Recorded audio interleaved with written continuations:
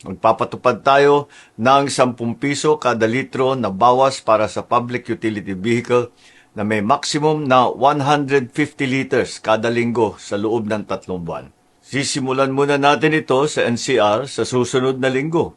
Una sa Commonwealth, palalawakin natin ito sa mga susunod na araw sa Quezon Avenue, Espanya, Zapote, A. Bonifacio, Rizal at Marcos Highway hanggang mapalawak natin ito sa buong bansa. Mahalaga ito dahil hindi lang transport cost ang tinutugunan natin.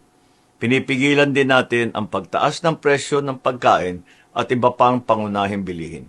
Ang fuel subsidy ay ipapatupad lamang sa mga lehitimong gasoline station na aprobado at minomonitor ng Department of Energy upang masigurong mapupunta ito sa tama at hindi ito maabuso. Ginagawa natin ito lahat para manatiling maayos ang takbo ng inyong araw-araw na buhay.